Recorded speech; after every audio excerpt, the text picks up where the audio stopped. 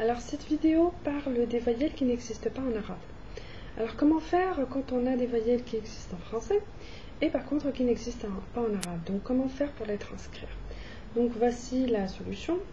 Alors il y a quelques lettres qui n'ont pas leur équivalent en arabe.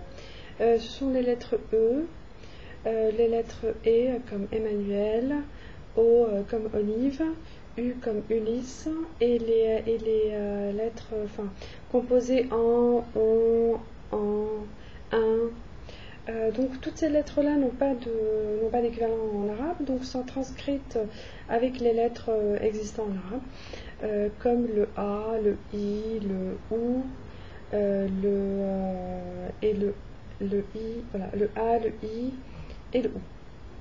Alors, comme les Français, en général, quand ils apprennent l'anglais, ils transforment la prononciation anglaise à la française. Par exemple, work, ça se dit work en anglais, mais ça se prononce en français work. Donc, ils font une transformation.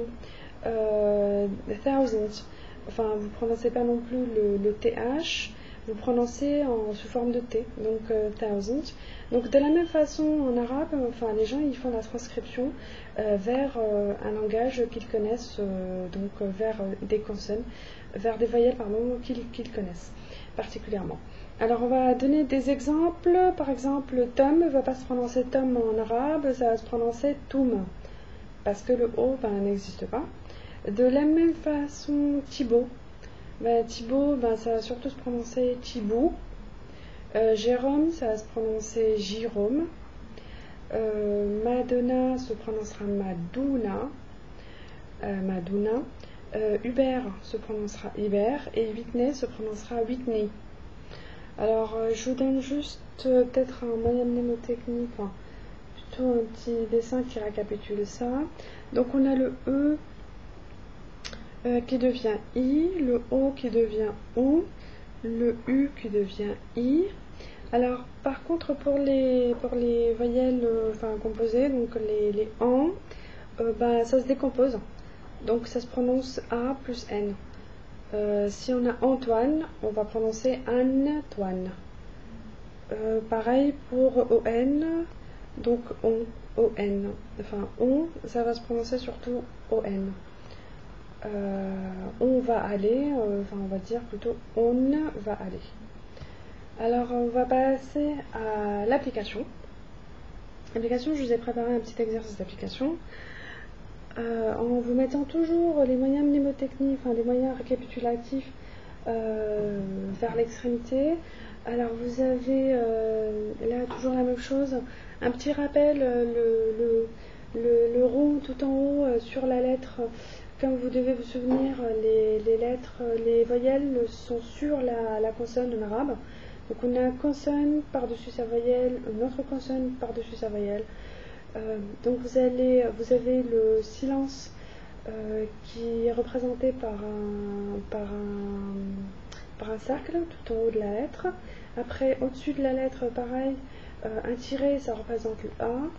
Le demi-cercle, ça représente le OU, et par-dessous la lettre, vous avez le tiret qui représente le I. Je vous avais mis un exemple qui était celui de Caroline dans la vidéo précédente. Donc Caroline, on a C, et par-dessus on a le A, donc le tiret qui représente le A. Le R, par-dessus on a le O, le demi-cercle. Le L, par-dessous on a le I, et le N, par-dessus, on a le silence qui représente le silence, il n'y a pas de voyelle.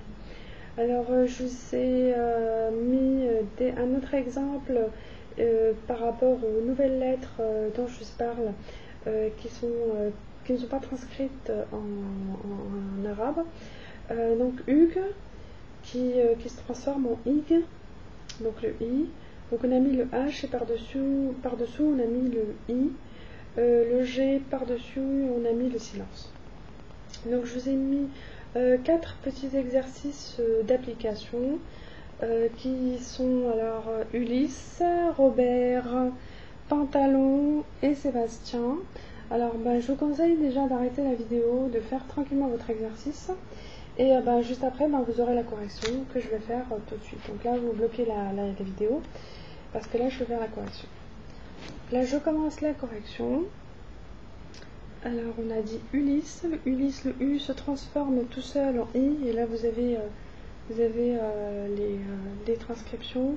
Donc on a le O se transforme en OU, le E se transforme en I, le U se transforme en I, et le AN se décompose. Donc le Ulysse, donc on va le transcrire plutôt en Ilis, donc I, donc le tiret, le stylo n'écrit pas.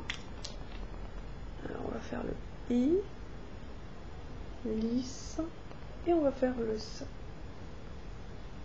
Robert, donc le roux, ça va se dire Robert, Robir, donc ça va s'écrire Robir. Pantalon, donc là pantalon, ça va se dire Pantalon,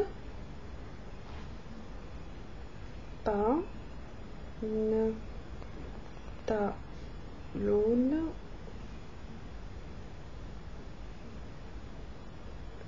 donc Pantalon. Après on a Sébastien qui est le dernier exemple, ça va se dire Sébastienne.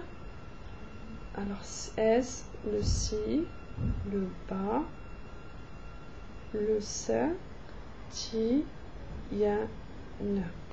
Donc voici les 4 exercices d'application qu'on a fait avec leur correction. Donc je vous la mets un peu. Alors en récapitulatif, il y a certaines lettres qui n'existent pas du tout en arabe, donc ça se transcrit dans les lettres, dans les voyelles qui existent en arabe, notamment le I, le A, le OU et le silence. Et donc le O se transforme en OU, le E se transforme en I et le U se transforme en I également. Et si vous avez des commentaires ou des questions, vous pouvez totalement les poser.